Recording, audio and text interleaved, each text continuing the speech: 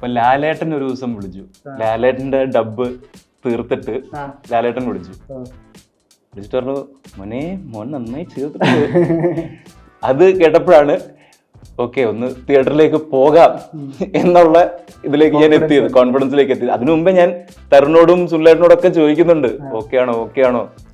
ആദ്യമായിട്ടാണ് ഫഹദിന്റെ ഒരു പെർഫോമൻസ് കണ്ടിട്ട് എനിക്കൊരു ഫീഡ്ബാക്ക് വരുന്നത്. അസോസിയേറ്റ് എന്നിട്ട് പറഞ്ഞു സാർ പുള്ളി എഴുന്നേറ്റ് ഷോർട്ട് റെഡി പറഞ്ഞ് തരുൺ ഈ എഴുന്നേറ്റ് ഒരു 5 സെക്കൻഡിനുള്ളിൽ തരുൺ സ്റ്റാർട്ട് ക്യാമറ പറഞ്ഞ് ആക്ഷൻ പറഞ്ഞ് പുള്ളി ആക്ട് ചെയ്ത് ടേക്ക് ഓക്കെ എന്തോ പറഞ്ഞപ്പോഴത്തേക്കും പറഞ്ഞ നീ എന്റെ മോനെ പോലെ അല്ലേ എന്നിങ്ങനെ ചോദിക്കുന്നുണ്ടായിരുന്നു. എൻ്റെ ഒരു ഓർമ്മ ശരിയാണെങ്കിൽ മിക്ക മേജർ റിലീസസിന് ഇപ്പൊ ലൂസിഫർ, പുലിമുരുകൻ ഇങ്ങനത്തെ എല്ലാ മേജർ റിലീസിന്റെ തലേന്ന് വാപ്പാനെ കാണാൻ ആലപ്പി വരുമായിരുന്നു. കണ്ണിന്റെ ക്ലോസ് ഉണ്ട്, ലാലേട്ടൻ്റെയും കണ്ണിന്റെ ക്ലോസ്, എന്റെയും കണ്ണിന്റെയും ക്ലോസ് ഉണ്ട്. അപ്പൊ എപ്പോഴും പറയായിരുന്നു എന്നെ കണ്ണ് കണ്ടിട്ടാണ് ഞാൻ കാസ്റ്റ് ചെയ്തേക്കുന്നത്, ഫഹദിന്റെ കണ്ണാണ് നിനക്ക്, കണ്ണ് ചതിക്കരുത്. ഞാൻ പറഞ്ഞ ഫഹദിന്റെ കണ്ണ് മാത്രമേ ഉള്ളൂ, കഴിവില്ല. ഞാൻ രാജീവേട്ടൻ സ്റ്റൈൽ ഓഫ് ഫിലിം മേക്കിംഗ് അതിനു മുമ്പും ഞാൻ കണ്ടിട്ടില്ല, അത് കഴിഞ്ഞ് ഞാൻ ചെയ്ത പടങ്ങളിലും ഇല്ല. ഷാനുവിന്റെ കരിയറിൽ മൊത്തം ഷാനുവായിട്ട് ഉണ്ടാക്കി ഒറ്റപ്പെടുകയുള്ളൂ, അത് അന്നൻ റസൂലാണ്. കാണാത്തവരുണ്ടെങ്കിൽ സ്പോയിലറാണ്, കണ്ടിട്ട് മാത്രം കാണുക. ഞാനിപ്പോ എന്താ വരാൻ പോകുന്നതെന്നിങ്ങനെ വെയിറ്റ് ചെയ്ത് നിൽക്കുകയാണ്. ആക്ഷൻ പറഞ്ഞ് പുള്ളി ഒരു സാധനം ഇട്ട്, ഇപ്പൊ ഏറ്റവും വൈറലായിരിക്കുന്ന ഒരു സീരീസ് സാധനം, അത് കണ്ടിട്ട് ഞാൻ ഇങ്ങനെ അന്തം വിട്ടിങ്ങനെ നോക്കി നിൽക്കുക.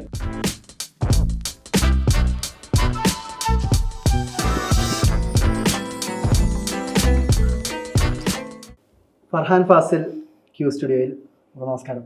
Thank you Akhil. കൺഗ്രാറ്റ്സ്. ആദ്യം തന്നെ ഈ മാസീവ് സക്സസിന് ഒരുപാട് congrats. Thank you so much. ഇപ്പോ എനിക്ക് തോന്നുന്നു ഇപ്പൊ ഫർഹാനൊക്കെ നിങ്ങൾ ഫുൾ ടീം തിയേറ്റർ വിസിറ്റ് ഒക്കെ കഴിഞ്ഞ് ഒരു സെറ്റിൽഡ് എന്നുള്ള അവസ്ഥയിലാണ് ഇപ്പൊ സംസാരിക്കുന്നത്. ഉറപ്പായിട്ടും ഇപ്പൊ ഈ തിയേറ്റർ വിസിറ്റും പരിപാടിയും ഈ ഡയറക്റ്റ് റെസ്പോൺസ് ഒക്കെ കിട്ടുന്നതാണല്ലോ. നമുക്ക് ഈ കോടിക്കണക്ക് എന്നൊക്കെ പറയണേക്കാട്ടിലും ഭയങ്കര ഹാപ്പിനെസ്, പേഴ്സണലി ഭയങ്കര അടുത്ത് നിൽക്കുന്ന അങ്ങനത്തെ റെസ്പോൺസ്. അപ്പൊ ഈ പോസ്റ്റ് റിലീസ് ഇപ്പൊ തുടരും കഴിഞ്ഞ് പോസ്റ്റ് റിലീസ് ഉറപ്പായിട്ടും ഈ സുധീഷിനെ പറ്റിയുള്ള ഡയറക്ട്ലി ഫർഹാനോട് റെസ്പോൺസും ഫീഡ്ബാക്സും ഒക്കെ ഇപ്പോൾ ഫാമിലിയിൽ നിന്നായാലും സിനിമാ സർക്കിളിൽ നിന്നായാലും ഫ്രണ്ട് സർക്കിളിൽ നിന്നായാലും ഒക്കെ റിസീവ് ചെയ്യുന്നൊരു സമയമാണ്. ഏറ്റവും ഓർമ്മയിൽ ഫർഹാന്റെ ഏറ്റവും സ്പെഷ്യലായ അങ്ങനെ ഒരു റെസ്പോൺസ് ആരുടെ കയ്യിൽ നിന്നായിരിക്കും, അതെന്തായിരിക്കും? ആക്ച്വലി എനിക്ക് അത് റിലീസിന് മുമ്പാണ് കിട്ടിയത്. എനിക്ക് പ്രിവ്യൂ ഇല്ല. അതിന് മുമ്പേ എനിക്ക് ആക്ച്വലി ഈ റിലീസിന് അടുത്തുകൊണ്ടിരിക്കുകയാണ്. തിയേറ്ററിൽ പോകാൻ ഫസ്റ്റ് ഡേ എല്ലാ ടീം ഫുൾ പോകുന്നുണ്ട്. അപ്പൊ അവരോടെ പോകാൻ ഞാൻ പേടിച്ച് നിൽക്കുക, എനിക്ക് ഒരു ധൈര്യക്കുറവുണ്ടായിരുന്നു പോകാൻ. അപ്പൊ ലാലേട്ടൻ ഒരു ദിവസം വിളിച്ചു. ലാലേട്ടന്റെ ഡബ്ബ് തീർത്തിട്ട് ലാലേട്ടൻ വിളിച്ചിട്ട് പറഞ്ഞു, മോൻ നന്നായി ചെയ്തിട്ടുണ്ട്. അത് കേട്ടപ്പോഴാണ് ഓക്കെ ഒന്ന് തിയേറ്ററിലേക്ക് പോകാം എന്നുള്ള ഇതിലേക്ക് ഞാൻ എത്തിയത്, കോൺഫിഡൻസിലേക്ക് എത്തിയത്. അതിനു മുമ്പേ ഞാൻ തരുണോടും സുനിലേട്ടനോടൊക്കെ ചോദിക്കുന്നുണ്ട് ഓക്കെ ആണോ. അപ്പൊ അവര് പറയുന്നുണ്ട് നീ എന്ത് ചോദിച്ചോണ്ടിരിക്കുന്നു, ഓക്കെയാണ്, നമ്മൾ എത്ര പ്രാവശ്യം പറഞ്ഞു. എന്നാലും നമുക്കൊരു കോൺഫിഡൻസ് കുറവ്. പിന്നെ ലാലേട്ടൻ ഇത് വിളിച്ച് പറഞ്ഞപ്പോഴത്തേക്കും എനിക്ക് ഓക്കെ തിയേറ്ററിൽ പോകാനായിട്ടുള്ള ധൈര്യം എത്തി. എനിക്ക് കിട്ടിയ ഏറ്റവും വലിയ കോംപ്ലിമെന്റും കേട്ടതിൽ ഏറ്റവും സന്തോഷം തോന്നിയൊരു കോംപ്ലിമെന്റും അതായിരുന്നു. ലാലേട്ടൻ എന്നോട് അത് വിളിച്ച് പറയേണ്ട കാര്യമില്ല, വിളിച്ച് പറഞ്ഞപ്പം ഭയങ്കരമായിട്ട് സന്തോഷം തോന്നിയാണ്. അത് കഴിഞ്ഞിട്ട് പ്രിവ്യൂ എനിക്കൊന്ന് ആദ്യമായിട്ടാണ് ഫഹദിന്റെ ഒരു പെർഫോമൻസ് കണ്ടിട്ട് എനിക്കൊരു ഫീഡ്ബാക്ക് വരുന്നത്. ഫഹദും നസ്രിയും വാപ്പയും ഉമ്മയൊക്കെ അവർക്കൊരു പ്രിവ്യൂ ഇട്ടിട്ടുണ്ടായിരുന്നു. അപ്പം അത് കഴിഞ്ഞിട്ട് ഫഹദ് ഷാനു വിളിച്ച് പറഞ്ഞായിരുന്നു നീ നന്നായിട്ട് ചെയ്തിട്ടുണ്ട്, ആ സട്ടിലിറ്റി ഒക്കെ കറക്റ്റായിട്ട് പിടിച്ചിട്ടുണ്ട്, ത്രൂ ഔട്ട് അത് മെയിൻറ്റെയിൻ ചെയ്യാൻ പറ്റിയിട്ടുണ്ട്. അപ്പം അത് കേട്ടപ്പോഴത്തേക്കും സന്തോഷം. ആദ്യമായിട്ടാണ് എന്നോട് ഡയറക്ട്ലി പറയുന്നത്. ഇതിനു മുമ്പേ അങ്ങനെ ഒന്നും പറഞ്ഞിട്ടൊന്നുമില്ല. വാപ്പയും ഭയങ്കര ഹാപ്പി ആയിരുന്നു. വാപ്പ പറഞ്ഞ് ഈ പടത്തില് നീ കുറച്ചും കൂടെ നന്നായിട്ട് ചെയ്തിട്ടുണ്ട്, എനിക്ക് വച്ചുവിനെ എവിടെയും കാണാൻ പറ്റിയില്ല, സുധീഷിനെയാണ് എനിക്ക് കൂടുതൽ കണ്ടത്. അപ്പൊ അതൊക്കെ കേട്ടപ്പോൾ ഭയങ്കര സന്തോഷം തോന്നിയായിരുന്നു. പിന്നെ വാപ്പയ്ക്ക് പൊതുവെ ഭയങ്കര പടം കഴിഞ്ഞിട്ട് വാപ്പ ഭയങ്കര ഹാപ്പി ആയിരുന്നു പടത്തിന്. ഇപ്പൊ ഈ പടമായിട്ട് ബന്ധപ്പെട്ട എല്ലാവരെയും വാപ്പ വിളിക്കുകയും ചെയ്തായിരുന്നു. തരുണിനെ വിളിച്ച്, പ്രകാശേട്ടനെ വിളിച്ച്, രഞ്ജിത്തേട്ടനെ വിളിച്ച്, സുനിലേട്ടനെയും ബിനുചേട്ടനെയൊക്കെ വിളിച്ചായിരുന്നു. വാപ്പ പറയുന്ന ആ സ്ക്രീൻ പ്ലേ ഭയങ്കര ഇൻട്രസ്റ്റിംഗ് ആയിരുന്നു. കാരണം അവസാനം വരെ പുതിയ ഇൻഫർമേഷൻ കിട്ടുന്നുണ്ട്. എല്ലാം ആദ്യം തന്നെ പോവാതെ അവസാനം ടേലന്റിൽ പോലും എന്തിനാണ് ഇതൊക്കെ ചെയ്തതെന്ന് അവസാനമാണ് റിവീൽ ചെയ്യുന്നത്. അപ്പൊ അങ്ങനത്തെ ഇതിലൊക്കെ അപ്പൊ ഭയങ്കര ഹാപ്പി ആയിരുന്നു. ഈ ഇപ്പൊ തുടരുമിന്റെ ഒരു ജേർണി എടുത്താൽ തന്നെ ഒരുപാട് വർഷക്കാലം, ഏതാണ്ട് 12 വർഷത്തിന് മേലെ ഉള്ള ഒരു ജേർണി. ഇപ്പൊ സുനിലേട്ടനൊക്കെ സംസാരിക്കാൻ പറഞ്ഞത് 2012 തുടങ്ങിയ ഒരു ആലോചന. ഇപ്പൊ പ്രൊഡ്യൂസർ രഞ്ജിത്തേട്ടനായാലും ലാലേട്ടനായാലും ഒക്കെ ആ സമയം മുതൽ ഓൺബോർഡ് ഉണ്ട്. ഇപ്പൊ ഫാമിലി ആയാലും സർക്കിൾ ആയാലും കഥ മുമ്പ് ഇപ്പൊ ഫാസിൽ സാർ ആയാലും ഫർഹാൻ ആയാലും ഒക്കെ കേട്ടിട്ടുണ്ടോ, അതോ ഈ ക്യാരക്ടറിന് വേണ്ടിയാണോ കഥ കേൾക്കുന്നത്? ഞാൻ ക്യാരക്ടറിന് വേണ്ടിയാണ് കേൾക്കുന്നത്. ഞാൻ ഇതിനു മുമ്പേ കേട്ടിട്ടില്ല. ഇങ്ങനത്തെ ഒരു പടത്തിനെ കുറിച്ച് അറിയായിരുന്നു. ഞാനൊക്കെ വരുന്ന എനിക്കൊന്ന് ഇവര് ഷൂട്ട് ഓക്കെ തുടങ്ങാം എന്ന് പ്ലാൻ ചെയ്തിട്ട് വിത്തിൻ ഒരു മന്ത് ഷൂട്ട് തുടങ്ങിയവര്. പ്രീ ഭയങ്കര കുറവായിരുന്നു. അപ്പൊ ആ ഒരു മാസം ഗ്യാപ്പിലാണ് ഞാനും പ്രകാശ് ചേട്ടനും എല്ലാം ഈ പടത്തിലേക്ക് വരുന്നത്. അപ്പോഴാണ് ഞാനും കേൾക്കുന്നത് ഈ പടത്തിനെ കുറിച്ച്. എന്നെ ബിനുചേട്ടനാണ് ആദ്യമേ വിളിക്കുന്നത്. ബിനുചേട്ടൻ തരുൺ എനിക്ക് ഇതിനു മുമ്പേ ഞാൻ ഓപ്പറേഷൻ ജാവ കണ്ടിട്ട് ഞാൻ മെസ്സേജ് ചെയ്തിട്ടുണ്ടായിരുന്നു, പക്ഷെ നേരിട്ട് കണ്ടിട്ടില്ലായിരുന്നു. തരുൺ ഞാൻ ഫസ്റ്റ് നേരിട്ട് കാണുന്നത് തരുൺ ഫഹദിന്റെ ടോർപിഡോയുടെ കഥ ഡിസ്കസ് ചെയ്യാൻ വരുമ്പം ഞാനുണ്ടായിരുന്നു അപ്പൊ അവിടെ. പക്ഷെ നമ്മൾ ഇന്ററാക്ട് ഒന്നും ചെയ്തില്ല. ഞാൻ ഒരു ഹായ് പറഞ്ഞിട്ട് ഞാൻ അങ്ങ് പോയി. അപ്പോഴാണ് തരുൺ എന്നെ ആദ്യമായിട്ട് കാണുന്നത്. തരുൺ എന്നെ സിനിമയെ കണ്ടപ്പോഴൊന്നും എനിക്ക് ഇത്ര ഹൈറ്റ് ഉണ്ടെന്ന് അറിഞ്ഞൂടായിരുന്നു. അപ്പൊ ആദ്യമേ കണ്ടപ്പോഴൊക്കെ തരുൺ ഇങ്ങനെ നെട്ടിപ്പോയി, നിനക്ക് ഇത്ര പൊക്കം ഉണ്ടായിരുന്നു ചോദിച്ചത്. അത് കഴിഞ്ഞ് ബിനുചേട്ടൻ തരുൺ എന്നെ ഒരു ദിവസം ഇൻസ്റ്റാഗ്രാമിൽ മെസ്സേജ് ചെയ്ത് എന്റെ നമ്പർ മേടിച്ചിട്ടുണ്ടായിരുന്നു. അത് കഴിഞ്ഞാണ് ബിനുചേട്ടൻ വിളിക്കുന്നത്. ബിനുചേട്ടൻ വിളിച്ചിട്ട് ചോദിച്ചു, ഫർഹാനെ മീശ മാത്രം വെച്ചിട്ടുള്ള ഒരു ഫോട്ടോ അയക്കാമെന്ന് ചോദിച്ചു. അപ്പൊ എനിക്ക് മീശ മാത്രം വെക്കുന്ന പോലെ ദേഷ്യമുള്ളൊരു സാധനമില്ല, എനിക്ക് ഒട്ടും ചേരത്തില്ല അത്. അപ്പൊ ഞാനങ്ങനെ ഫോട്ടോസ് തപ്പി എനിക്കൊന്നുമില്ല. അവസാനം ഒരു ഫോട്ടോ കിട്ടി. അപ്പൊ ആ ഫോട്ടോ ഞാൻ അയച്ചു കൊടുത്ത്. അപ്പൊ അത് തന്നെയായിരുന്നു പിന്നെ ക്യാരക്ടർ ലുക്കിന്റെ ഒരു റെഫറൻസ് ആയിട്ട് മാറിയത്. തരം കണ്ടിട്ട് പറഞ്ഞാൽ ഇത് മതി, ഈ ലുക്ക് തന്നെ പിടിച്ചാൽ മതി. പക്ഷെ ഫൈനൽ സ്റ്റേജ് എത്തിയപ്പോ മീശയുടെ ഇറക്കമൊക്കെ കുറച്ച് കൂട്ടി. അത്ര ഇറക്കമൊന്നും ഇല്ലായിരുന്നു ആ ഫോട്ടോയില്, പക്ഷെ ബാക്കിയെല്ലാം ഓൾമോസ്റ്റ് അങ്ങനെ തന്നെയായിരുന്നു. ഹെയർ സ്റ്റൈലും എല്ലാം അങ്ങനെ തന്നെയായിരുന്നു. ഇതിപ്പോ ഈ ടോർപെഡോനൊക്കെ കഥ ഡിസ്കസ് ചെയ്യുന്നത് പറഞ്ഞാൽ തുടരൊക്കെ സംഭവിക്കുന്നതിന് മുന്നേ തരുൺ ആക്ച്വലി സൗദി വെള്ളക്ക് കഴിഞ്ഞ് ചെയ്യേണ്ട പടം ടോർപീഡോ ആയിരുന്നു. അതിന്റെ ഇടയ്ക്കാണ് ഇത് കയറി വരുന്നത്. ഇപ്പൊ അത് കഴിഞ്ഞപ്പം ഇനി ഇത് കഴിഞ്ഞിട്ടാണ് അടുത്തയിലേക്കാണ് ഇനി ടോർപീഡോയിലേക്ക് പോകുന്നത്.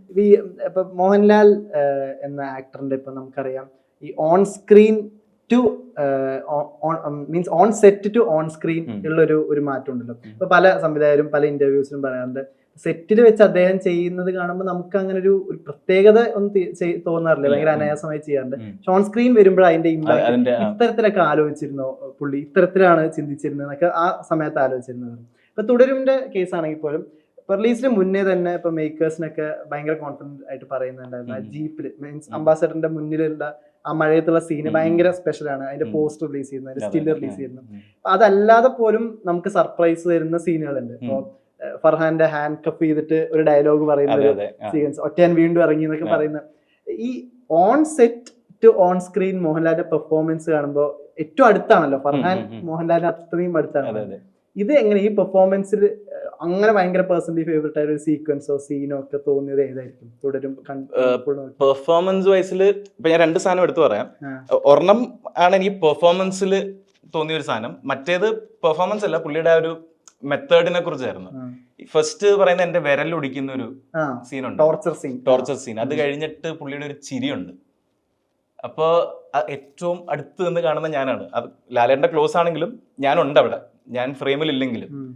അപ്പൊ ആ ഷോട്ട് എടുക്കാൻ പോകുന്നതിന് മുമ്പേ ലാലേട്ടൻ തരുണോട് ചോദിച്ചു, സാർ ഞാൻ എന്താണ് ചെയ്യേണ്ടതെന്ന് ചോദിച്ചു. അപ്പൊ തരുൺ പറഞ്ഞ്, ലാലേട്ട ഇത് ഒടിച്ചു കഴിഞ്ഞിട്ട് അതൊന്ന് പുള്ളി എൻജോയ് ചെയ്യുന്നുണ്ട്. അത് അപ്പോഴാണ് പറയുന്നത്, ഇത് മുമ്പേ ഒന്നും പറഞ്ഞിട്ടില്ല, ഓൺ സ്പോട്ടാണ് പറയുന്നത്. ഷോട്ട് എടുക്കുന്ന തൊട്ട് മുമ്പേ ഇത് ഒടിച്ചു കഴിഞ്ഞാൽ അത് കണ്ടു ഒന്ന് ആസ്വദിക്കണം. അത് അപ്പോഴത്തേക്കും ഞാനിപ്പോ എന്താ വരാൻ പോകുന്നതെന്ന് ഇങ്ങനെ വെയിറ്റ് ചെയ്ത് നിൽക്കുകയാണ്. ആക്ഷൻ പറഞ്ഞ് പുള്ളി ഒരു സാധനം ഇട്ട്, ഇപ്പൊ ഏറ്റവും വൈറലായിരിക്കുന്ന ഒരു ചിരി സാധനം, അത് കണ്ടിട്ട് ഞാൻ ഇങ്ങനെ അന്തം വിട്ടിങ്ങനെ നോക്കി നിൽക്കുക. അത് കുറച്ചുണ്ട്, ആ ചിരി ഒരു 3-4 സെക്കൻഡേ വന്നു പോകുന്നുള്ളൂ. അത് കഴിഞ്ഞും വേറെ സാധനങ്ങളുണ്ടായിരുന്നു.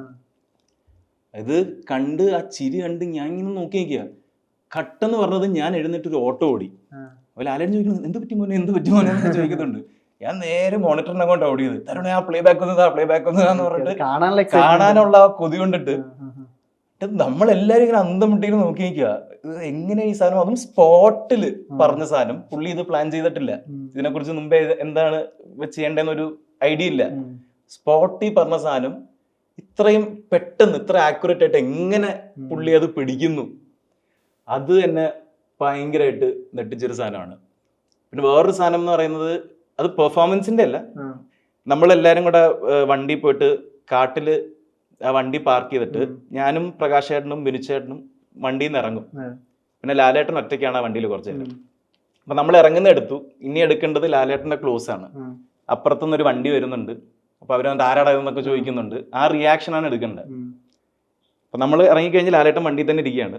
അപ്പൊ കാടാണ്, നല്ല ഇരുട്ടാണ്. അപ്പൊ അത് ലൈറ്റപ്പ് ചെയ്യാനായിട്ട് ഒരു ഗുഡ് 40 മിനിറ്റ്സ് ഒക്കെ എടുത്തിട്ടുണ്ട്. അപ്പൊ ഈ 40 മിനിറ്റ്സ് പുള്ളി വണ്ടിക്കകത്ത് ഇങ്ങനെ ഇരുന്ന് ഉറങ്ങിപ്പോയി. 40 മിനിറ്റ്സ് പുള്ളി ഉറക്കമാണ് ഇങ്ങനെ ഇരുന്നിട്ട്. അപ്പൊ നമ്മളൊക്കെ ആ ടെന്റിൽ ഇരിക്കുന്നുണ്ട്. അപ്പൊ ഇങ്ങനെ കാണാം, എല്ലാം സെറ്റപ്പ് ചെയ്യുമ്പോഴും ലാലേട്ടൻ ഫുള്ളി ഇങ്ങനെ ഉറങ്ങിക്കൊണ്ടിരിക്കുക. അപ്പൊ ഷോട്ട് റെഡിയായി. അപ്പൊ അസോസിയേറ്റ് തരുൺ പറഞ്ഞ് വിളിച്ചോളാൻ പറഞ്ഞു. അപ്പൊ അസോസിയേറ്റ് എന്നിട്ട് പറഞ്ഞു, അതെ സാർ. പുള്ളി എഴുന്നേറ്റ്, ഷോട്ട് റെഡിയാണ്, റെഡി എന്ന് പറഞ്ഞു. തരുൺ ഈ എഴുന്നേറ്റ് ഒരു 5 സെക്കൻഡിനുള്ളിൽ തരുൺ സ്റ്റാർട്ട് ക്യാമറ പറഞ്ഞ് ആക്ഷൻ പറഞ്ഞ് പുള്ളി ആക്ട് ചെയ്ത് ടേക്ക് ഓക്കെ. ഇത് ഉറക്കത്തിൽ നിന്ന് എഴുന്നേറ്റ് അഭിനയിക്കാന്നൊക്കെ പറഞ്ഞില്ലേ, ഇൻസ്റ്റന്റ് ആണ്. നമ്മളൊക്കെ നെട്ടിപ്പ്, ഇത് എന്ത് മനുഷ്യൻ, ഇത് ഉറക്കത്തിൽ നിന്ന് എഴുന്നേറ്റിട്ട് പുള്ളിക്ക് പ്രിപ്പയർ ചെയ്യാൻ സമയം വേണ്ട, ഒന്നും വേണ്ട, നേരെ എഴുന്നേറ്റ് അങ്ങ് പെർഫോം ചെയ്യുക, അതും ഫസ്റ്റ് ടേക്ക് ഓക്കെ ആവുന്നു. അങ്ങനത്തെ ചില കാര്യങ്ങളൊക്കെ കാണുമ്പോഴത്തേക്കും ഒന്ന് വണ്ടറടിക്കും. ഞാൻ വേറെ സീക്വൻസ് ചോദിക്കട്ടെ, ഈ മറ്റേ കയ്യ് ഭിത്തിയിൽ വെച്ചിട്ട് ചാടുന്ന ഒരു സീക്വൻസ് ആണ്. ഇപ്പൊ പഴയ സ്ഫടികം അതുപോലെ 20ാം നൂറ്റാണ്ടിലൊക്കെ സ്റ്റെയർ കേസിന്ന് ചാടുന്നതും കണക്ട് ചെയ്തിട്ടാണ് ഇപ്പൊ ഈ തുടരുംന്റെ ചാട്ടം. ആ സീനും ഇതേപോലെ കാണുന്ന ഒരു കോമ്പിനേഷനിലെ ഫർഹാനും ഉണ്ടല്ലോ. ഈ ചാട്ടം കണ്ടിരുന്നു ആ സെറ്റില്? പിന്നെ ഞാൻ ഉണ്ടായിരുന്നു അവിടെ. നമുക്ക് തിയേറ്ററിൽ കിട്ടുമ്പോൾ എന്താണോ ഫീൽ കിട്ടുന്നത് അത് തന്നെയാണ് നമുക്ക് നേരിട്ടും കിട്ടിയത്. ഇതിന്റെ ബാക്ക് സ്റ്റോറി എന്ന് വെച്ചാൽ അന്ന് ലാലേട്ടന് പനി പിടിച്ച് അനങ്ങാൻ വയ്യാത്ത അവസ്ഥയാണ്. പുള്ളി ഈ ഫുൾ സമയം മരുന്നൊക്കെ കഴിച്ചിട്ടാണ് നിൽക്കുന്നത്. പക്ഷെ അത് സ്ക്രീനിൽ മനസ്സിലാവില്ല. പുള്ളി വയ്യാതിരിക്കുകയാണ്. അത് മോഹൻലാലാണ്. പനിയാണെങ്കിൽ 2 ദിവസം നമുക്ക് ബ്രേക്ക് എടുക്കാം എന്ന് പറഞ്ഞാൽ ആരും എതിര് പറയില്ല. എല്ലാരും എന്താ ലാലേട്ടൻ സുഖമായിട്ട് ചെയ്താൽ മതി എന്ന് പറയും. അപ്പൊ ലാലേട്ടൻ പറയുന്നത്, ഞാൻ പോയാൽ പിന്നെ ഇവിടെ ജോലിയൊന്നും ഇല്ലല്ലോ, നിങ്ങൾക്ക് ഞാനില്ലാതെ ഒന്നും ഷൂട്ട് ചെയ്യാനില്ല. പോരാ തന്നെ പുള്ളിയുടെ വേറെ കമ്മിറ്റ്മെന്റ്സ് ഒക്കെ പിന്നെയും തള്ളും. അപ്പൊ അത്ര ഡെഡിക്കേറ്റഡ് ആയിട്ടൊക്കെ നിൽക്കുമ്പം ഈ പനിയും ആ ചാട്ടവും എല്ലാം കൂടെ കാണുമ്പോഴത്തേക്കും ഭയങ്കര നമ്മള് അത്ഭുതത്തോടെ നോക്കി നിന്നിട്ടുണ്ട്. ഞാൻ എക്സാജറേറ്റ് ചെയ്ത് പറയുന്നില്ല, നമ്മളങ്ങനെ നോക്കി നിന്ന് പോകും. അങ്ങനത്തെ ഒരു ഇതാണ്. ഇപ്പൊ മോഹൻലാലിനെ കുറിച്ച് പറയുമ്പോൾ ഉറപ്പായിട്ടും എക്സൈറ്റ്മെന്റും ഈ ഫാൻ ബോയ് എലമെന്റ്സും കാര്യങ്ങളൊക്കെ കയറി വരുമ്പോഴും നമ്മള് മോഹൻലാൽ ആസ് എൻ ആക്ടർ ഇത്രയും വർഷം നോക്കുമ്പോഴും പല ടാഗ്സിൽ മോഹൻലാലിനെ പറയുന്ന നടന വിസ്മയം ഇതെന്നൊക്കെ പറയുമ്പോഴും ഇതിന് സ്റ്റാർട്ട് ഉറപ്പായിട്ടും ഫാസിൽ സാറിന്റെ ആണല്ലോ വരുന്നത്. അപ്പൊ അതിന്റെ ഒരു പേഴ്സണൽ ബോണ്ടിങ്ങും കൂടി ഉണ്ടാവും. ഇപ്പൊ ഫർഹാനും മോഹൻലാൽ സാറും കൂടെ ഷെയർ ചെയ്യുന്നത് പോലും അങ്ങനത്തെ ഒരു ഈ ചൈൽഡ്ഹുഡിലേക്ക് നോക്കുകയാണെങ്കിൽ ഒരു മെമ്മറി ഒക്കെ എങ്ങനെയായിരിക്കും? ഈ സ്ഥിരമായി വിസിറ്റ് ചെയ്യുന്ന ഒരു മെമ്മറി ഉണ്ടാവും, എങ്ങനെയായിരിക്കും മോഹൻലാൽ എന്ന പേഴ്സണിലെ ഒരു ചൈൽഡ്ഹുഡ് മെമ്മറി ഒക്കെ എന്തായിരിക്കും ഫർഹാന്റെ? ലാലേട്ടൻ എപ്പോഴും ഭയങ്കര ഇപ്പൊ ഈ സെറ്റിലും പറയുന്നുണ്ടായിരുന്നു, എന്തോ ഒരു കോൺവെർസേഷന്റെ ഇടയ്ക്ക് എന്തോ പറഞ്ഞപ്പോഴത്തേക്കും പറഞ്ഞ നീ എന്റെ മോനെ പോലെ അല്ലേ എന്നിങ്ങനെ ചോദിക്കുന്നുണ്ടായിരുന്നു. ഇപ്പൊ ലൈഫ് ഇസ് ബ്യൂട്ടിഫുൾ ഒക്കെ ഷൂട്ട് ചെയ്യുന്ന സമയത്ത് ലാലേട്ടൻ നമ്മുടെ വീട്ടിലാണ് താമസിക്കുന്നത്. നമ്മുടെ വീട്ടിലാണ് ഷൂട്ട്, വീട്ടിലാണ് ഷൂട്ട്, വീട്ടിലാണ് താമസിക്കുന്നത്. ലാലേട്ടനും സുജാന്റിയും ഒക്കെ ഉണ്ട്, വീട്ടിലാണ് ഷൂട്ട്. അങ്ങനെയാണ്. അപ്പൊ ഒരു ഷൂട്ട് കഴിഞ്ഞ് വാപ്പയും ലാലേട്ടനും ഒക്കെ അവിടെ ഇരിക്കും, രാത്രിയോളം ഇങ്ങനെ സംസാരിക്കും, കിടന്നുറങ്ങിയിട്ട് രാവിലെ എഴുന്നേറ്റ് അവിടെ തന്നെ ഷൂട്ട് ചെയ്യും. അപ്പൊ ഞാനുണ്ട്, അന്ന് അപ്പു ഉണ്ട്, എല്ലാരും ഉണ്ടായിരുന്നു. അപ്പൊ 2 ഫാമിലീസും ഭയങ്കര ക്ലോസ് ആണ്. മമ്മൂക്കയുടെ ഫാമിലിയും ഭയങ്കര ക്ലോസ് ആണ്. അപ്പൊ ആ ഒരു സ്നേഹം, വാപ്പയോടുള്ള സ്നേഹമാണ് നമുക്ക് റിഫ്ലക്ട് ചെയ്യുന്നത്. അപ്പൊ അതിന്റെ ഒരു ഈ ലാലേട്ടൻ ഈ ഗുരുത്വമൊക്കെ ഭയങ്കര ഉള്ള ആളാണ്. ഇപ്പം ലാലേട്ടന്റെ എൻ്റെ ഒരു ഓർമ്മ ശരിയാണെങ്കിൽ മിക്ക മേജർ റിലീസസിന്, ഇപ്പൊ ലൂസിഫർ, പുലിമുരുകൻ, ഇങ്ങനത്തെ എല്ലാ മേജർ റിലീസിന്റെ തലേന്ന് വാപ്പാനെ കാണാൻ ആലപ്പി വരുമായിരുന്നു. ബാറോസിന്റെ ഷൂട്ട് തുടങ്ങുന്നതിന്റെ തലേന്ന് വന്നു, പുലിമുരുകന്റെ തലേന്ന് വന്നു, ലൂസിഫറിന്റെ തലേന്ന് വന്നു. അതൊക്കെ വരേണ്ട കാര്യമില്ല, ചുമ്മാ വന്ന് പച്ചയ്ക്കാൻ നാളെ പടം ഇറങ്ങാണ് എന്ന് കണ്ട് പറയാൻ വന്ന നമ്മളിവിടെ ഒരു മീലും കഴിച്ചിട്ട് ലാലേട്ടൻ അങ്ങ് പോവുകയും ചെയ്യും. അപ്പൊ അങ്ങനെ ഭയങ്കര വാപ്പാനെ ഭയങ്കരമായിട്ട് റെസ്പെക്ട് ചെയ്യുന്ന, വാപ്പാനെ വലിയ കാര്യമാണ്. അപ്പൊ ആ സ്നേഹമൊക്കെ എനിക്കും ഷാനുവിനും ഒക്കെ ഇങ്ങനെ റിഫ്ലക്ട് ചെയ്ത് വരുന്നുണ്ട്. ഇപ്പൊ നേരെ മറിച്ച് ഇപ്പൊ ഫാസിൽ സാറിനെ അഭിനയിക്കാൻ വിളിക്കുമ്പോ നമ്മള് ഇപ്പൊ ഫസ്റ്റ് ഇപ്പൊ ലൂസിഫറിൽ കാണുമ്പോ തന്നെ അത് നമ്മൾ പ്രതീക്ഷിക്കുന്നില്ല അങ്ങനെ ഫാസിൽ സാർ അഭിനയിക്കുന്ന ഒരു ഇതെന്ന് പ്രതീക്ഷിക്കുന്നില്ല. നമ്മൾ പലപ്പോഴും കേട്ടിട്ടുണ്ട് ഫാസിൽ സാർ ഭയങ്കര പാടുപെട്ടിട്ടാണ് പുള്ളിയെ സെറ്റിലേക്ക് അഭിനയിക്കാൻ വിളിപ്പിക്കുക എന്നൊക്കെ പറയുന്നത്. ഈ പ്രോസസ് എങ്ങനെ ശരിക്കും ഫാസിൽ സാറിന്റെ ഒരു പേഴ്സണലി അഭിനയം ഇതേമാതിരി ഭയങ്കര ഹാർഡ്ഷിപ്പ് ആയിട്ട് തന്നെ സെറ്റിലേക്ക് പോവുകയാണ്? വാപ്പയ്ക്ക് ആക്ച്വലി വലിയ താല്പര്യം ഇല്ലായിരുന്നു. ലൂസിഫറിൽ വാപ്പ അഭിനയിക്കാനായിട്ടുള്ള മെയിൻ കാരണം പൃഥ്വിരാജാണ്. കാരണം വാപ്പയാണ് ഫസ്റ്റ് പൃഥ്വിനെ ഓഡിഷൻ ചെയ്യുന്നത്. ഫസ്റ്റ് ഓഡിഷൻ ചെയ്യുന്നത് നന്ദനത്തിന് മുമ്പേ എന്റെ വാപ്പയാണ് രഞ്ജിത്തേനോട് സജസ്റ്റ് ചെയ്യുന്നത്, നോക്കൂ പൃഥ്വിനെ വെച്ച് ചെയ്ത് നോക്കൂ എന്ന് പറഞ്ഞിട്ട്. അപ്പൊ അന്ന് ഓഡിഷൻ ചെയ്ത് കഴിഞ്ഞ് വാപ്പയ്ക്ക് എന്തോ ക്യാരക്ടർ സൂട്ട് ആവില്ല എന്ന് തോന്നിയിട്ടാണ് വാപ്പ വേറെ ആളിലേക്ക് പോയത്. അപ്പോഴത്തേക്കും പിന്നെ പൃഥ്വി ആദ്യമായിട്ട് ഡയറക്റ്റ് ചെയ്യാൻ പോകുന്ന പടം വാപ്പാനോന്ന് വിളിക്കുമ്പോൾ പിന്നെയും വാപ്പയ്ക്ക് നോ പറയാൻ പറ്റില്ല.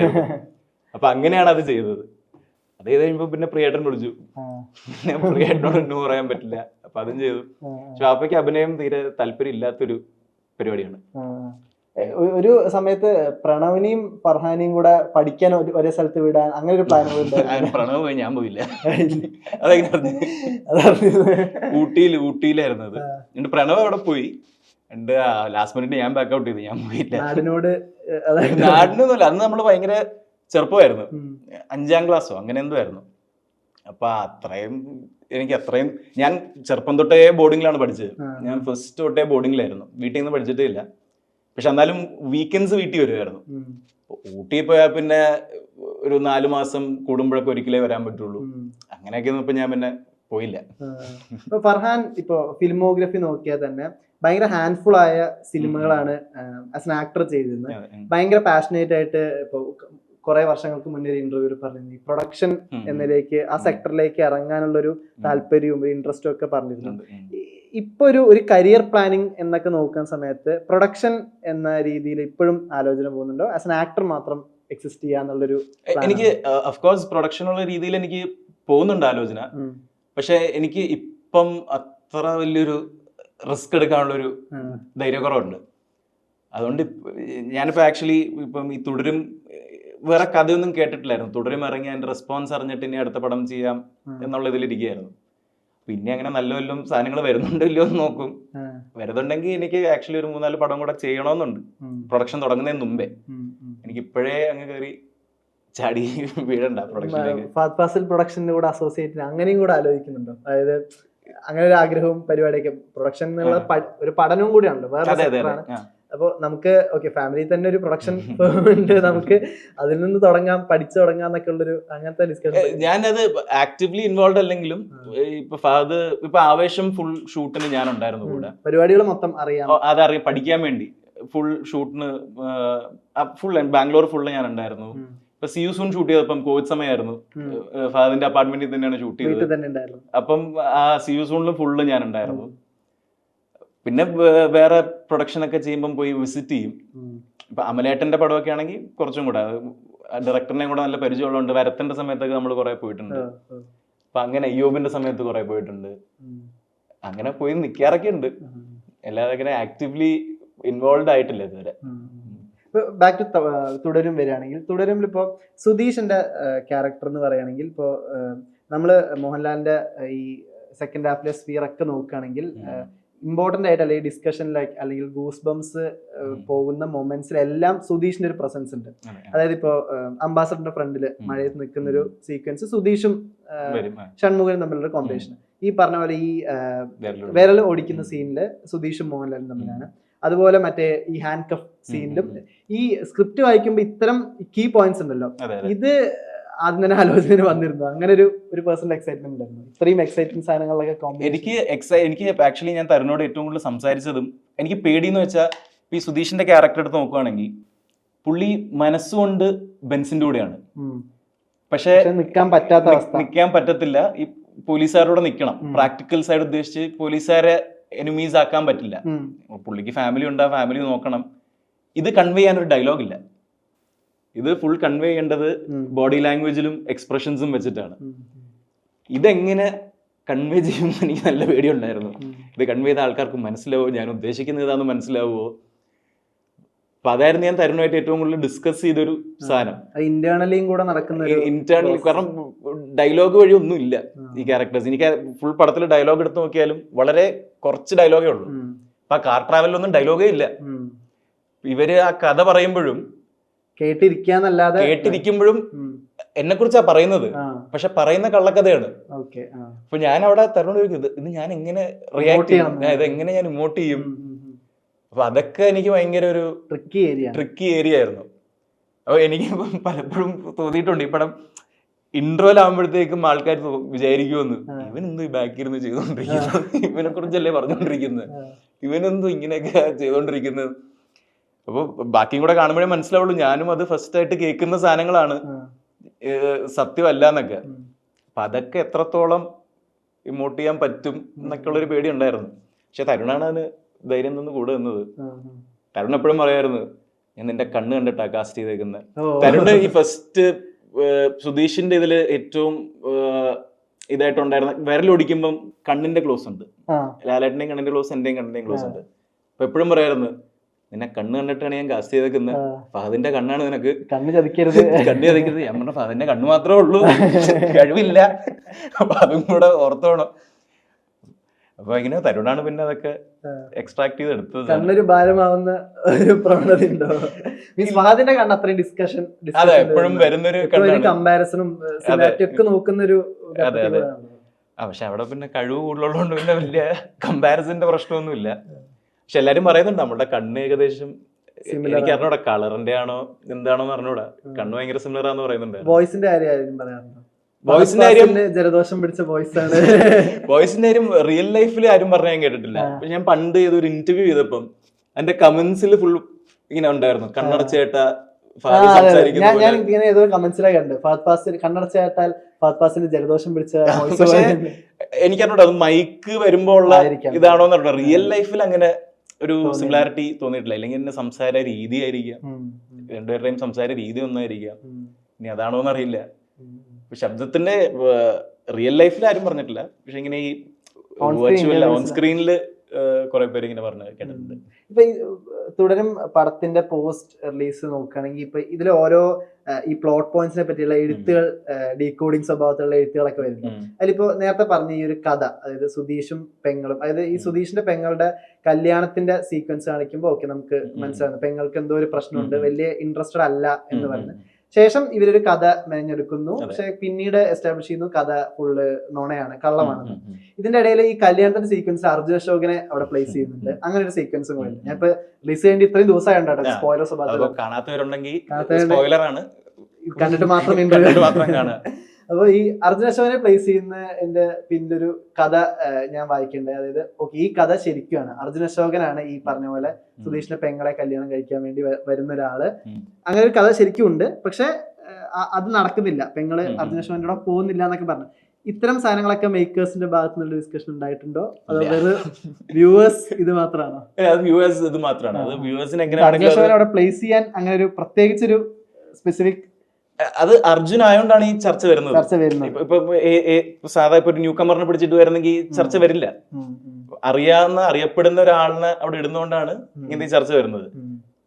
നമ്മുടെ ഐഡിയ ബേസിക്കലി ഒരു എന്താ പറയാ, നമ്മള് ഒരു അർജുൻ ആയിരിക്കാം എന്ന് കുറച്ചു പേരെങ്കിലും വിചാരിച്ചോട്ടെ, ബൂട്ടില് അങ്ങനെ വിചാരിച്ചോട്ടെ. അതിനാണ് എന്റെ ഐഡിയ കേട്ടോ. ചരുണിന്റെയും പിന്നെ ബിനുചേട്ടന്റെ ഒക്കെ മനസ്സിൽ വേറെ ഉണ്ടോ എന്ന് എനിക്ക് അറിഞ്ഞൂടാ. എന്റെ അണ്ടർസ്റ്റാൻഡിംഗിൽ ഇതാണ്, അങ്ങനെ ഇതൊന്നും ഇല്ല. ഇപ്പൊ എനിക്കും ആ കല്യാണ സമയത്ത് കോളൊക്കെ വരുന്നുണ്ട്. അതെ അതെ. പിന്നെ ഇപ്പൊ സുധീഷിന്റെയും പെങ്ങളുടെ അച്ഛൻ ഷൺമുഖനോട് ചൂടാവുന്നൊരു ഒരു ചെറിയ സീക്വൻസും ഉണ്ടല്ലോ. ഷൺമുഖൻ വീട്ടിൽ നിന്ന് ഇറങ്ങിയ സമയത്ത് അച്ഛനായിട്ടൊരു കോൺവെർസേഷൻ ഉണ്ടല്ലോ. അപ്പൊ അച്ഛൻ ഇറിറ്റേറ്റഡ് ആയിട്ട് അച്ഛൻ മറ്റേ സ്റ്റൂള് കഴിക്കേണ്ട പോവെന്ന് പറയുന്ന ഒരു സീക്വൻസ്, അതൊക്കെ ഒരു കൺഫ്യൂഷൻ ജനറേറ്റ് ചെയ്യുന്നൊരു. അതെ, ഓഫ് കോഴ്സ് അത് അങ്ങനെയാണ് നമ്മൾ പ്ലാൻ ചെയ്ത സാധനം. അത് കൺഫ്യൂസ്ഡ് ആയി, ആൾക്കാർ കുറച്ചെങ്കിലും കൺഫ്യൂസ്ഡ് ആയിട്ടുണ്ടെങ്കിൽ നമ്മൾ അവിടെ വിജയിച്ചിട്ടുണ്ട്. കുറെ പേർക്കൊക്കെ മനസ്സിലാവുമായിരിക്കും, ആദ്യമേ കാണിക്കുമ്പോൾ തന്നെ ഇത് ചുമ്മാ ഇട്ടിരിക്കുന്നതെന്ന് മനസ്സിലാവും. പക്ഷെ മെജോറിറ്റി ആൾക്കാരും അർജുനാവാം എന്ന് ചിന്തിക്കുക. മോഹൻലാൽ ഇപ്പോ കോമ്പിനേഷനെ പറ്റി ഭയങ്കരമായിട്ട് നമ്മൾ സംസാരിച്ചിരുന്നു. ഇപ്പൊ ഫർഹാന് മുന്നേ മോഹൻലാലായിട്ട് ഫഹദ് ചെയ്തിട്ടുണ്ടല്ലോ 2013 റെഡ് വൈനില്. പക്ഷെ റെഡ് വൈനിലെ കോമ്പിനേഷൻ സീൻ ആയിട്ട് എനിക്ക് തോന്നുന്നു ഒറ്റ ഡ്രീം സീക്വൻസ് പോലെ ഒരു കടൽ തീരത്തുള്ള എനിക്കൊന്ന് അത് തിയേറ്ററിൽ നിന്ന് 2 ദിവസം കഴിഞ്ഞ് ആ സീക്വൻസ് കട്ട് ചെയ്തിരുന്നു. ആൾക്കാർ കൺഫ്യൂസ്ഡ് ആവുന്നു എന്ന് പറഞ്ഞിട്ട് ഇപ്പൊ തിരി വരുമ്പോ ഉണ്ടോ എനിക്ക് അറിഞ്ഞു. ആസിഫും ഷാനുവും കൂടെ ഈ ഫഹദ് മോഹൻലാൽ നമുക്ക് അറിയാം. ഇപ്പൊ സിനിമയിലെ കോമ്പിനേഷൻ ഇല്ലെങ്കിൽ പോലും നമുക്ക് ഇപ്പൊ ഫോട്ടോസ് സോഷ്യൽ മീഡിയയിലൊക്കെ ഇപ്പൊ രംഗണ്ണൻ മീറ്റ്സ് ഖുറേഷി എന്നൊക്കെ പറയുന്ന രീതിയിൽ ഈ ഫഹദ് മോഹൻലാൽ ആ ബോണ്ട്, പേഴ്സണൽ ബോണ്ടും കൂടെ അത് എങ്ങനെയാണ് ശരിക്കും സിനിമ ഡിസ്കഷൻസിലേക്ക് എത്താറുണ്ടോ അതോ അല്ലാത്തൊരു ഫാമിലി എന്നുള്ള രീതിയിലുള്ള ഒരു ബോണ്ടാണ്? അത് എനിക്ക് കറക്റ്റ് ആയിട്ട് അറിയണം. ഞാൻ അവരുമായിട്ട് അങ്ങനെ അത്ര ചില്ല് ചെയ്തിട്ടില്ല. ഈ രണ്ടുപേരുടെ സർക്കിളിലേക്ക് ഞാൻ കയറിയിട്ടില്ല. പക്ഷെ ലാലേട്ടന് ഫഹദിനെ ഭയങ്കര ഇഷ്ടമാണെന്ന് എനിക്കറിയാം. വാപ്പയോടുള്ള, നേരത്തെ പറഞ്ഞ വാപ്പയോടുള്ള സ്നേഹവും ആസ് എൻ ആക്ടർ ഫഹദിനെ ഭയങ്കര കാര്യമാണ്. ഇടയ്ക്ക് ഞങ്ങൾ സെറ്റിലൊക്കെ ഇരിക്കുമ്പോഴത്തേക്കും ഷാനു ഇടയ്ക്ക് വിളിക്കുമ്പം ലാലേട്ടൻ ചോദിക്കും ഫഹദ് വരുന്നുണ്ടോ സെറ്റിലേക്ക്. തരുൺ ഇങ്ങനെ വിളിക്കുന്നുണ്ട് ഷാനുനോട് വാന്ന് പറഞ്ഞിട്ട്. അപ്പൊ ഷാനു വരാന്നൊക്കെ പറയുന്നുണ്ട്. അപ്പൊ ലാലേട്ടൻ ചോദിക്കുകയും ചെയ്യും വരുന്നുണ്ടോ ഫഹദ് വരുന്നുണ്ടോ. നമ്മളാ വരാന്നാ പറയുന്നത്. വരാൻ പറയൂ എന്നൊക്കെ പറയുന്നുണ്ട്. പക്ഷെ ഫഹദ് വന്നില്ലായിരുന്നു. ഫഹദ് ആ സമയത്ത് വേറെ ഏതോ ഷൂട്ടിലായിരുന്നു. അപ്പൊ അതുപോലെ അവര് നല്ല ചില ഈ ഒരു ലാലേട്ടൻ ഒരു ഫോട്ടോ ഇട്ടിട്ടുണ്ട് ഷാനു ഇങ്ങനെ കെട്ടിപ്പിടിച്ച് കൊടുക്കുന്നത്. ലാലേട്ടൻ അങ്ങനെ അധികം ആരുമായിട്ട് അങ്ങനെ ഫോട്ടോസ് ഇടാത്ത ഒരാളാണ്. അപ്പൊ ഫഹദുമായിട്ട് അത് ഇടുമ്പോഴത്തേക്കും ഫഹദിനോടൊരു എക്സ്ട്രാ സ്നേഹം ഉണ്ടെന്നാണ് ഞാൻ വിശ്വസിക്കുന്നത്. അത് സെറ്റ് വിസിറ്റ് ചെയ്തിട്ടില്ല? ഇല്ലില്ല, വന്നില്ല. വിളിക്കുന്നുണ്ടായിരുന്നു പക്ഷെ വന്നില്ലായിരുന്നു. ഈ ടൊർപേഡോ ഇപ്പോ തുടരുമിന്റെ മാസീവ് സക്സസിന്റെ കൂട്ടത്തിൽ മറ്റേ എക്സ്ട്രാ ബോണസ് എന്നൊക്കെ പറയുന്നതല്ലോ ടൊർപേഡോ ഇത് അനൗൺസ്മെന്റ് വരുന്നത്.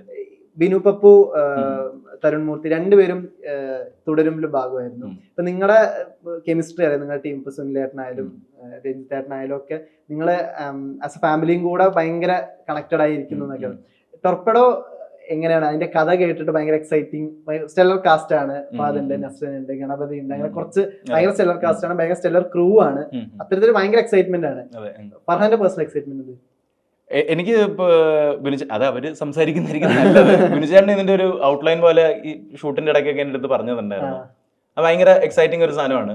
അത് ഞാൻ കാണാൻ ഭയങ്കരമായിട്ട് വെയിറ്റ് ചെയ്യുന്ന ഒരു സാധനമാണ്. ഞാൻ കൂടുതലൊന്നും പറയുന്നുണ്ടെങ്കിൽ അവരായിട്ട് പറയട്ടെ. അത് ഞാനില്ല. ഇപ്പൊ തുടരും കഴിഞ്ഞിട്ട് ഇപ്പോ ഓൾമോസ്റ്റ് 2 weeks ആയി തുടരും റിലീസ് ചെയ്തിട്ട്, ഇപ്പോഴും ടിക്കറ്റ് കിട്ടാത്ത അവസ്ഥ. പിന്നെ ഏറ്റവും കൂടുതൽ പറയുന്നത് പ്രായം ചെന്ന ഇപ്പൊ 60 വയസ്സിന് മേലെ ഉള്ളവര് തിയേറ്ററിലേക്ക് വരുന്നൊരവസ്ഥ, സിനിമ ഒട്ടും കാണാത്തവര് തിയേറ്ററിലേക്ക് വരുന്നൊരവസ്ഥ. അങ്ങനെ ഭയങ്കര റെസ്പോൺസും ഭയങ്കര മാസീവ്. തുടരും പോസ്റ്റ് തുടരും എന്താണ് ഇപ്പോഴത്തെ ഒരു സ്റ്റേറ്റ് ഓഫ് മൈൻഡ്? സിനിമ ഇതിലേക്ക് ഒരു ട്രാൻസിഷൻ ആക്ടിങ് എന്നുള്ള രീതിയിലും മീൻസ് സിനിമ പിക്ക് ചെയ്യുന്നതിലൊക്കെ ഒരു ട്രാൻസിഷൻ പരിപാടിയൊക്കെ മനസ്സിലുണ്ടോ? എങ്ങനെയായിരിക്കും ഇനിയുള്ള പ്ലാൻ? ഇല്ല, എനിക്ക് ആക്ച്വലി പടങ്ങൾ ചെയ്യണം എന്ന് ആഗ്രഹമുണ്ട്. അപ്പം നല്ലതെന്തെങ്കിലും വരുമോ എന്നിങ്ങനെ നോക്കി നിൽക്കുകയാണ്. ഇപ്പൊ വന്ന ആസ് എ ആക്ടർ തന്നെ എനിക്ക് കുറച്ചാളും കൂടെ കണ്ടിന്യൂ ചെയ്യണമെന്നുണ്ട്. പിന്നെ വരുന്നല്ലോ, എന്റെ കരിയർ പ്ലാനിങ് ഭയങ്കര മോശമാണ്. കരിയർ പ്ലാൻ ഉള്ളവരായിരുന്ന ആളായിരുന്നെങ്കിൽ ഞാൻ കുറെ കൂടെ ഒക്കെ പടങ്ങൾ ചെയ്തേനെ. ഞാൻ വരട്ടെ അപ്പം നോക്കാം എന്നുള്ളൊരു മെന്റാലിറ്റി ആയതുകൊണ്ട് അധികം പ്ലാനിങ് ഇല്ല. അതുകൊണ്ട് തന്നെ ഇനി വല്ലതും വന്ന് ഇഷ്ടപ്പെട്ടാൽ ഞാൻ ഡെഫിനറ്റ്ലി ചെയ്യും. അല്ല, ഫർഹാനെ കൺവിൻസ് ചെയ്യാനും ഫർഹാൻ കുറച്ചുകൂടെ ഡീറ്റെയിൽഡ് ആയിട്ട് അങ്ങനെ നോക്കുന്ന, ഇപ്പൊ ഒരു സ്ക്രിപ്റ്റ് ആയിട്ട്, ഇപ്പൊ ഞാനൊരു സ്ക്രിപ്റ്റ് ആയിട്ട് വരികയാണെന്ന് വിചാരിച്ചാൽ ഭയങ്കര അതിനെ ഡീകോഡ് ചെയ്ത് അതിനെ സ്ക്രിപ്റ്റ് അങ്ങനെ ഡീകോഡ് ചെയ്ത് അങ്ങനെ ഭയങ്കരമായിട്ട് നോക്കുന്ന ആളാണോ? മീൻസ് ഈ ഹാൻഡ്ഫുൾ ആയ സിനിമകൾ ചെയ്തുകൊണ്ടും കൂടെ ചോദിക്കുന്നത്. ഇപ്പൊ മെജോറിറ്റി കുറെ പടങ്ങളൊക്കെ എൻ്റെ അടുത്ത് കഥ പറയാൻ വരുന്നത് മെയിൻ ലീഡ് ആയിട്ടാണ് പറയാൻ വരുന്നത്. അങ്ങനെ വരുന്ന പടങ്ങളാണ് ഞാൻ ഭയങ്കരമായിട്ട് ഇങ്ങനെ പ്രോസ് ആൻഡ് കോൺസ് എല്ലാം നോക്കുന്നത്, ചെയ്യണോ വേണ്ടയോ. ഇപ്പൊ തുടരും ഭീഷ്മൊന്നും എനിക്ക് അത്ര ചിന്തിക്കേണ്ട കാര്യമില്ല. മമ്മൂക്കയും ലാലേട്ടനും നിൽക്കുന്നു. അപ്പം എനിക്ക് അത് പോയി ചെയ്യാന്നേ ഉള്ളൂ. അവിടെ ഞാൻ അങ്ങനെ വലുതായിട്ട് ആലോചിക്കുകയൊന്നും ചെയ്തൊന്നുമില്ല. സോളോ ആയിട്ടുള്ള വല്ലതൊക്കെ വരുമ്പോഴാണ് ഞാനിത് ചെയ്യാറായോ, ഞാനിത് ചെയ്യണോ എന്നുള്ള ചിന്തയൊക്കെ വരുന്നത്. അല്ലാതെ ഒരു കുറെ ആക്ടേഴ്സ് കൂടെ ഉണ്ടെങ്കിൽ ഞാൻ അത്ര അങ്ങോട്ട് വറി ചെയ്യാറില്ല. കംഫർട്ടബിൾ ആണ്. ആ സിനിമയുടെ മൊത്തം ഭാരം നമ്മളിലേക്ക് വരുമോ എന്നുള്ള ആ ഒരു പേടിയുണ്ട്. എനിക്കത് ഒറ്റയ്ക്കൊരു പടം ഷോൾഡർ ചെയ്യാനുള്ള ആയിട്ട് എനിക്ക് തോന്നിയിട്ടില്ല. എപ്പോഴും ഒരു സപ്പോർട്ട് ഉള്ളത് നന്നായിട്ട് തോന്നിയിട്ടുണ്ട്. ഫർഹാന്റെ ഇപ്പൊ കരിയർ എന്നുള്ള പ്ലാനിങ്ങിനെ പറ്റിയൊക്കെ പറയുമ്പോഴും നമ്മുടെ മനസ്സിൽ എപ്പോഴും ഈ ആദ്യത്തെ പടം ഭയങ്കര സ്പെഷ്യൽ ആണെന്ന്, പേഴ്സണലി ഭയങ്കര സ്പെഷ്യൽ ആണെന്ന് അറിയാം. നമുക്ക് ആസ് എ വ്യൂവർ നോക്കുമ്പോൾ ഈ തെരുവുകൾ എന്ന സോങ്ങും സ്റ്റീവ് ലോപ്പസും ഭയങ്കരമായിട്ട് മനസ്സിൽ നിൽക്കുന്നത്. എനിക്കൊന്ന് റിലീസ് സമയത്തിനേക്കാൾ റിലീസിന് ശേഷം ആണ് ഭയങ്കര ഡിസ്കഷൻ. ഇപ്പൊ പോലും ഇൻസ്റ്റാഗ്രാമിൽ ഓരോ വീഡിയോസിനും ഭയങ്കര എസ്തെറ്റിക് ആയ വീഡിയോസിന് തെരുവുകളാണ് പാട്ടായിട്ട് ഇടാറ്. രാജീവേട്ടനായിട്ടൊരു സൗഹൃദം, ഒരു പേഴ്സണൽ അടുപ്പം ഫർഹാനാണെങ്കിലും ഫഹദിനാണെങ്കിലും നിങ്ങൾ ഷെയർ ചെയ്തിട്ടുണ്ട്. ഫഹദ് തന്നെ പറഞ്ഞിട്ടുണ്ട് അന്നേ റസൂലും രാജീവേട്ടൻ പിടിച്ചു വലിച്ച് അവിടുന്ന് വന്ന് ചെയ്തതാന്നൊക്കെ ഉള്ളത് പറയുന്നുണ്ട്. എങ്ങനെയാണ് ഈ രാജീവേട്ടൻ ആസ് എ കരിയർ നോക്കുകയാണെങ്കിൽ നമ്മളെ ഇൻഫ്ലുവൻസ് ചെയ്ത് ഒരു ഫിലിം സ്കൂൾ എന്ന രീതിയിൽ തന്നെ ഇൻഫ്ലുവൻസ് ചെയ്ത് എങ്ങനെയാണ് as A person, as A career, as A film maker നോക്കുന്നത്? രാജീവേട്ടനായിട്ടുള്ള ഫ്രണ്ട്ഷിപ്പ് എനിക്ക് തുടങ്ങിയത് സ്റ്റീവ് ലോപ്പസ് കഴിഞ്ഞിട്ടാണ്. അതിന് മുമ്പ് എനിക്ക് അറിയില്ല, ഒരിക്കൽ കണ്ടിട്ടേ ഉള്ളൂ. ഞാൻ രാജീവേട്ടൻ സ്റ്റൈൽ ഓഫ് ഫിലിം മേക്കിംഗ് അതിനു മുമ്പും ഞാൻ കണ്ടിട്ടില്ല, അത് കഴിഞ്ഞ് ഞാൻ ചെയ്ത പടങ്ങളിലും ഇല്ല. കാരണം സെറ്റിൽ നോക്കുകയാണെങ്കിൽ എന്നെ ഉൾപ്പെടെ ഒരു 15 പേര് കാണും. ഷോർട്ട് ഫിലിം ഒക്കെ എടുക്കുന്ന പോലെ ഫുൾ ആ സ്ട്രീറ്റിൽ കൂടെ ഓടിക്കുന്നൊക്കെ ഈ പാട്ടിന്റെ പറഞ്ഞ സീനൊക്കെ ക്യാമറ ഒളിച്ചു വെച്ചാ എടുത്തിരിക്കുന്നത്. എനിക്ക് പോലും അറിഞ്ഞൂടാ ക്യാമറ എവിടെയാന്ന്. രാജീവേട്ടൻ പറയും ഈ വഴി ഇങ്ങനെ പൊയ്ക്കോന്നൊക്കെ പറയും. ഇത് പറഞ്ഞാല് ഞാൻ വേറൊരു കാര്യം പറയാം, ഈ തുടരുമായിട്ട് റിലേറ്റ് ചെയ്തിട്ടൊരു സാധനം പറയാം. നേരത്തെ പറഞ്ഞാൽ എനിക്ക് കുറെ അപ്രിസിയേഷൻ കിട്ടിയിട്ടുണ്ട് സ്റ്റീവ് ലോപ്പസിന്, പക്ഷെ അത് റിലീസിനൊക്കെ ഒരുപാട് ശേഷമാണ്. ഈ സ്റ്റീവ് ലോപ്പസ് ഞാൻ ഷൂട്ട് ചെയ്തുകൊണ്ടിരിക്കുന്ന സമയത്ത് രാജീവേട്ടൻ എപ്പോഴും വന്ന് പറയും, ഞാൻ പെർഫോം ചെയ്യുമ്പോഴത്തേക്കും പറയും, പച്ചു ഡ്രാമ വേണ്ട, ഡ്രാമ കട്ടി. ഈ ക്യാരക്ടർ അങ്ങനത്തെ സാഹചര്യങ്ങളിൽ പോകുന്ന അയാൾ എക്സ്പ്രസീവ് ആവില്ല, ഉള്ളിൽ മതി, മുഖത്തൊന്നും വേണ്ട, സ്റ്റോൺ ഫേസ് മതി, സ്റ്റോൺ ഫേസ്. ഇപ്പൊ രാജീവേട്ടൻ ഇത് ഇടക്കിടക്ക് പറയും, മിക്ക സീൻ എടുക്കുമ്പോഴത്തേക്കും എന്ന് പറയും എക്സ്പ്രസ് ചെയ്യണ്ട, ഉള്ളിൽ മതി, എനിക്ക് സ്റ്റോൺ ഫേസ് മതി. ഞാൻ കൺസീവ് ചെയ്തേക്കുന്ന സ്റ്റീവ് ലോപ്പസ് ഇങ്ങനെയാണ്. അപ്പൊ ഞാൻ അങ്ങനെയാണ് പെർഫോം ചെയ്തേക്കുന്നത്. അപ്പൊ പടം റിലീസ് കഴിഞ്ഞിട്ട് എല്ലാം ഇവന്റെ മുഖത്ത് ഇത് മാത്രമേ ഉള്ളൂ, ഒരു എക്സ്പ്രഷനും ഇല്ലല്ലോ എന്റെ മുഖത്ത്, ഇത് മാത്രമേ ഉള്ളൂ. അങ്ങനെയാണെങ്കിൽ കുറെ പിന്നെ വർഷങ്ങൾക്ക് ശേഷമാണ് ഈ ഇൻസ്റ്റാഗ്രാമിൽ വരുന്ന മെസ്സേജസ് ഒക്കെ വെച്ചിട്ടാണ് എനിക്ക് ഈ അപ്രിസിയേഷൻ കിട്ടി തുടങ്ങിയത്. അപ്പൊ ഞാൻ തുടരും ഫസ്റ്റ് ഡേ ഷൂട്ട് ചെയ്യാൻ പോകുമ്പോൾ എന്റെ ക്യാരക്ടറിന്റെ ഒരു കംപ്ലീഷൻ ആണ് ഫസ്റ്റ് ഡേ ഞാൻ ഷൂട്ട് ചെയ്യുന്നത്. ഫ്യൂണറൽ സീനാണ് ഫസ്റ്റ് ഡേ ഷൂട്ട് ചെയ്യുന്നത്, അർഷനെയും കൊണ്ടുവരുന്ന സാധനം. അപ്പൊ ആ സീൻ ഓർഡറിൽ തന്നെയാണ് എടുക്കുന്നത്. അപ്പൊ എന്റെ ക്യാരക്ടർ അവസാനമാണ് കയറി വരുന്നത്. അപ്പൊ ഞാൻ കാണുന്നുണ്ട് തരുൺ ഷൂട്ട് ചെയ്യുന്ന പറഞ്ഞാൽ ബാക്ക്ഗ്രൗണ്ട് മ്യൂസിക് ഒക്കെ ഇട്ടിട്ടാണ് ഷൂട്ട് ചെയ്യുന്നത്. പടത്തില് ഒറിജിനൽ ബാക്ക്ഗ്രൗണ്ട് മ്യൂസിക് അല്ല, റെഫറൻസുകൾ വെച്ചിട്ടാണ് ഷൂട്ട് ചെയ്യുന്നത്. അപ്പൊ ഞാൻ കാണുന്നുണ്ട് തരുൺ ഓരോ ആക്ടറിന്റെയും ഷോട്ട് എടുക്കുന്നതിന് മുമ്പേ ആക്ടറിനെ ഇങ്ങനെ പിടിച്ച് മാറ്റി ഇങ്ങനെ ഫുൾ ഡീറ്റെയിൽസ് കൊടുത്ത് എന്താ ചെയ്യേണ്ടതെന്നൊക്കെ പറഞ്ഞ് അങ്ങനെ എടുത്തുകൊണ്ടിരിക്കുക. അപ്പൊ ഒരു ഉച്ച കഴിഞ്ഞ് വൈകുന്നേരമൊക്കെ ആയപ്പോഴാണ് എന്റെ ഷോട്ട് വരുന്നത്. അപ്പൊ എന്റെ ഫസ്റ്റ് ക്ലോസ് എടുക്കാൻ പോവാ. തരുൺ ഇങ്ങനെ വന്നിട്ട് ഇങ്ങനെ കുളത്തിട്ടിട്ട് നടത്തിട്ട് പറഞ്ഞു സ്റ്റോൺ ഫേസ്. ദൈവമേ, വീണ്ടും സ്റ്റോൺ ഫേസ്. പണ്ടത്തെ ഞാൻ പെട്ടെന്ന് വിചാരിച്ച് സ്റ്റോൺ ഫേസോ, ഇതിലും ഇനി ഇങ്ങനെയാണോ എന്നാണ് എന്റെ ഫസ്റ്റ് റിയാക്ഷൻ. പക്ഷെ അത് ഞാൻ അഭിനയിച്ച് ഓക്കെ ആയിരുന്നു. എന്നിട്ട് ഞാൻ ഒരു 3 ദിവസം കഴിഞ്ഞാണ് ഞാൻ തരുണോട് ഈ സാധനം പറയുന്നത്, ഈ ഇൻസിഡന്റ്. തരുണും സുനിലേട്ടനും ഉണ്ടായിരുന്നു, രണ്ടുപേരും അങ്ങ് ചിരി തുടങ്ങി. ഇപ്പൊ ഈ സ്റ്റീവ് ലോപ്പസിന്റെ 10th ആനിവേഴ്സറി ഇപ്പം കഴിഞ്ഞ വർഷമാണ് കഴിഞ്ഞത്. തരുൺ എനിക്ക് അയച്ച മെസ്സേജ് ഇതായിരുന്നു, happy 10 years of stone face. അതായത് എനിക്ക് സ്റ്റീവ് ലോപ്പസ് ഇതുമായിട്ട് കണക്ട് ചെയ്യാനുള്ള ഒരു സാധനം. രാജീവേട്ടൻ എങ്ങനെയാ ഇപ്പോ ഫീഡ് തരുന്നത്? ആ പ്രോസസ്സ് ഇതേപോലെ ഭയങ്കരമായിട്ട് നമ്മളെ ആക്ടറിനെ ഫീഡ് ചെയ്യുന്ന ഇതാണോ, അതോ പല ഷോട്ടുകളിലൂടെ മേക്കിങ്ങിന്റെ ഇടയിലൂടെ തരുന്ന ഫീഡ് അങ്ങനെയാണോ? രാജീവേട്ടൻ ആക്ച്വലി നമ്മളെ കൊണ്ട് ചെയ്യിക്കും, ചെയ്യിച്ചിട്ട് പറയും അതിൽ നിന്ന് കട്ട് ഡൗൺ ചെയ്യും, അത് വേണ്ട എന്നുള്ള രീതിയിൽ ഇങ്ങനെ കട്ട് ഡൗൺ. ചില സ്ഥലങ്ങളിലൊക്കെ ഞാൻ ഒരു ക്യാരക്ടറിനോട് ഷൗട്ട് ചെയ്യുന്ന ഒരു സീക്വൻസ്, ഒരു സീൻ ഉണ്ടായിരുന്നു. ഞാനപ്പോ അത് ചെയ്തത് ഷൗട്ട് ചെയ്തിട്ടാണ് ചെയ്തത്. അപ്പൊ അത് ആദ്യമേ ബ്രീഫ് ഒന്നും തരില്ല, ടേക്ക് അങ്ങ് പോകും. ടേക്ക് പോയി കഴിഞ്ഞിട്ട് രാജീവേട്ടൻ പറയും വച്ചു ഷൗട്ട് ചെയ്യണ്ട, വച്ചു അയാളെ പിടിച്ചിരിക്കുക. അപ്പൊ ആ കോൺഫിഡൻസ് ഉണ്ട് ഇയാൾ എന്നെ ഒന്നും ചെയ്യത്തില്ല എന്ന്. അപ്പൊ അത് സ്റ്റേൺ ആയിട്ട് ബ്ലണ്ട് ഫേസിൽ അങ്ങ് പറഞ്ഞാൽ മതി. അങ്ങനത്തെ സാധനങ്ങളാണ് രാജീവേട്ടൻ തരുന്നത്. പിന്നെ രാജീവേട്ടൻ അങ്ങനെ വലിയ എക്സ്പ്രസീവ് ആളൊന്നുമല്ല, ഭയങ്കര സട്ടിലാണ്. ഓക്കെ എന്നൊക്കെ പറയുള്ളൂ. വല്ലപ്പോഴൊക്കെയാണ് അടിപൊളി എന്ന് ഇതുവരെ പറഞ്ഞിട്ടില്ല. ഗുഡ്, വല്ലപ്പോഴാണ് ഗുഡ്. ബാക്കിയെല്ലാം ഓക്കെ. ദേഷ്യപ്പെടുന്ന ഞാൻ കണ്ടിട്ടില്ല. ഒരിക്കലാണ് ദേഷ്യപ്പെട്ടത്. അതിൽ ദേഷ്യപ്പെട്ടെന്ന് വെച്ചാൽ സ്റ്റുപ്പിഡ്, അതായിരുന്നു രാജീവേട്ടന്റെ ദേഷ്യം മാക്സിമം. അതിന്റെ അപ്പുറത്തേക്കൊന്നും എക്സ്പ്രസ് ചെയ്യുന്ന ആളല്ല. സെറ്റിലെ കർക്കശക്കാരനൊന്നല്ല. ഒരിക്കലും അല്ല. ഇപ്പം ഈ കറഞ്ചോറ് ഒരു ഇന്റർവ്യൂവിൽ പറയുന്നത് ഞാൻ കേട്ടായിരുന്നു. അവര് ബോംബെ വെൽവെറ്റ് ഷൂട്ട് ചെയ്തോണ്ടിരിക്കുമ്പോഴത്തേക്കും ഈ കറഞ്ചോറ് പറയുന്നത് രാജീവേട്ടനാണ് അത് ഷൂട്ട് ചെയ്തത്. ആ സിനിമാറ്റോഗ്രാഫർ അവിടെ ഉണ്ടെന്ന് പോലും നമ്മൾ അറിഞ്ഞൂടാ. ഹീസ് ഗോട്ട് ദ മോസ്റ്റ് ശാന്തമായ സിനിമാറ്റോഗ്രാഫർ. പുള്ളി ലൈറ്റിന്ന് അറിഞ്ഞൂടാ, അവിടെ ഉണ്ടെന്ന് അറിഞ്ഞൂടാ, പുള്ളിയുടെ ശബ്ദവും കേൾക്കില്ല. അത്ര ഭയങ്കര ഇപ്പം ഈ ആരായിരുന്നു പറഞ്ഞ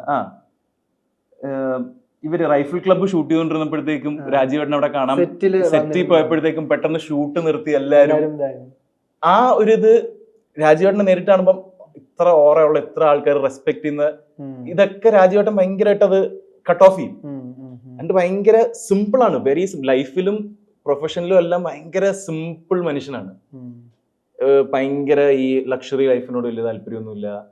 ഭയങ്കര സട്ടിലായിട്ട് ലോ പ്രൊഫൈൽ കീപ്പ് ചെയ്ത് പോകുന്ന ആളാണ്. അത് തന്നെ മുന്നിൽ വരാനും ആഗ്രഹിക്കാത്ത ആളാണ്.